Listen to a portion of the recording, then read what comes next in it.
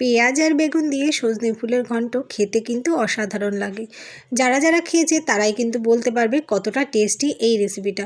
নমস্কার বন্ধুরা, আরও একটা দারুণ স্বাদের রেসিপিতে আপনাদের সবাইকে স্বাগত। চলুন তাহলে দেখে নেওয়া যাক আমি কিভাবে বানাই এই রেসিপিটা। এখানে কিন্তু আমি 1 প্লেট সজনে ফুল নিয়ে নিয়েছি, আর এই ফুলগুলো কিন্তু একেবারেই টাটকা আর ফ্রেশ। ফুলগুলোকে খুব ভালো করে ধুয়ে নেব। আর এদিকে কড়াই দিয়ে দিয়েছি খানিকটা সরষের তেল। তেলটা একটু গরম হয়ে গেলে ওই তেলের মধ্যে আমি একটা কুচনো পেঁয়াজ দিয়ে দিলাম, আর পেঁয়াজটা আমি একটু সরু সরু করেই কেটেছি।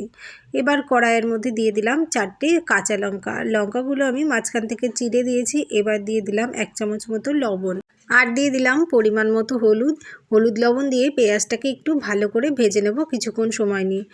পেঁয়াজটা ভাজা হয়ে গেলে কড়াইয়ের মধ্যে দিয়ে দেব কেটে রাখা বেগুন, আর বেগুনগুলো আমি একটু সরু সরু করে কেটে নিয়েছি। কড়াই আমি খুব একটা বেশি তেল ইউজ করলাম না এই রেসিপিটা বানানোর জন্য। আপনারা কিন্তু আপনাদের পছন্দ মতো তেলটা কম বেশি করে নেবেন। এবার পেঁয়াজ আর বেগুনটাকে খুব ভালো করে নেড়ে চেড়ে নিয়ে খানিকক্ষণ সময়ের জন্য কিন্তু আমি একটা ঢাকনা দিয়ে ঢেকে দেব। কিছুক্ষণ পর ঢাকনাটা তুলে নেব, আর তুলে নিয়ে কিন্তু বেগুন আর পেঁয়াজটাকে খুব ভালোভাবে নেড়ে চেড়ে আবারও কিছুক্ষণ ভেজে নেব। এই সময় গ্যাসের জোর আমি একেবারে লো ফ্লেমে দিয়ে কিন্তু বেগুনটাকে ভাজছি। যেহেতু কড়াইয়ে তেল অল্প, তাই বেগুনটা কিন্তু আস্তে আস্তেই ভাজতে হবে, আর তেলটা বেশি থাকলে জোর দিয়েও ভাজা যায়। এবার খানিকক্ষণ বেগুনটা ভেজে নেওয়ার পরে আমি কড়াইয়ের মধ্যে ফুলগুলো দিয়ে দিচ্ছি। ফুলগুলো কিন্তু আমি খুব ভালো করে ধুয়ে নিয়েছি পরিষ্কার করে, যেহেতু এই ফুলগুলো মাটিতে পড়ে যায় আর ফুলের মধ্যে কিন্তু অনেকটাই বালি থেকে যায়, তাই খুব ভালো করে কিন্তু ধুয়ে নিতে হবে, না হলে এই ফুলের ঘন্টর মধ্যে কিন্তু বালি বালি লাগবে, খেতে কিন্তু একদমই ভালো লাগবে না। সজনে ফুলগুলো সব কড়াইয়ের মধ্যে দেওয়া হয়ে গেলে কিন্তু আবারও খুন্তি দিয়ে উল্টে পাল্টে খুব ভালো করে বেগুন আর পেঁয়াজের সাথে আমি নেড়েচেড়ে মিশিয়ে দেব। খুব ভালোভাবে কিন্তু নেড়েচেড়ে মেশানো হয়ে গেছে। এবার আমি আবার একটু ঢাকনা দিয়ে ঢেকে রেখে দেবো কিছুক্ষণ সময়ের জন্য।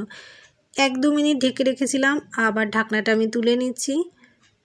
দেখুন ফুলটা কিন্তু অনেকটাই সেদ্ধ হয়ে এসেছে। এবার আমি খুন্তি দিয়ে কিন্তু আবারও উল্টে পাল্টে নেড়েচেড়ে দেবো।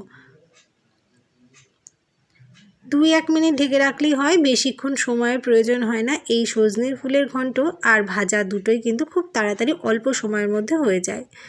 যেহেতু আমি বেগুন দিয়ে করছি, আর এটা কিন্তু পেঁয়াজ দিলে এতটাই টেস্টি হয়ে যায়, এটা দিয়ে কিন্তু সব ভাত প্রায় খাওয়া হয়ে যাবে। যারা যারা এখনও খাননি অবশ্যই একবার ট্রাই করে দেখবেন এই রেসিপিটা।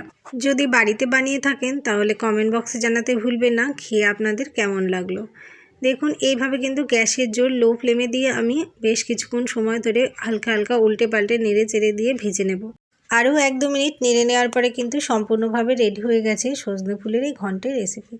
এই রেসিপি ভিডিওটা কেমন লাগলো বন্ধুরা জানাতে ভুলবেন না। খুবই সিম্পল একটা রেসিপি ভিডিও, সকলেই পারবে এই রেসিপিটা রান্না করতে। যে সকল বন্ধুরা নতুন নতুন রান্না শিখছে আশা করি তাদের ভীষণ উপকারে লাগবে। এই সজনের ফুলের ঘন্টের রেসিপিটা যেমন টেস্টি, এটা কিন্তু ঠিক ততটাই উপকারীও স্বাস্থ্যের জন্য। যারা যারা এখনও খাননি এই রেসিপিটা অবশ্যই একবার ট্রাই করে দেখতে পারেন। আশা করি ছোট থেকে বড় সকলেরই ভীষণ পছন্দ হবে। আর এই সজনের ফুল দিয়ে কিন্তু আমি এর আগেও একটা রেসিপি বানিয়েছি সজনে ফুলের পকোড়া, ওই রেসিপিটাও কিন্তু আপনারা ট্রাই করে দেখতে পারেন। আর অবশ্যই কিন্তু কমেন্ট বক্সে জানাবেন খেয়ে আপনাদের কেমন লেগেছিল সজনে ফুলের পকোড়া।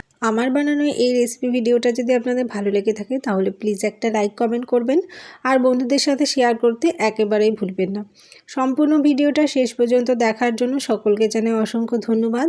তো বন্ধুরা ভিডিওটা আজ আমি এখানেই শেষ করছি। সকলে ভালো থাকুন, সুস্থ থাকুন, আবার আসবো নতুন কোনো রেসিপি ভিডিও নিয়ে। ধন্যবাদ সবাইকে।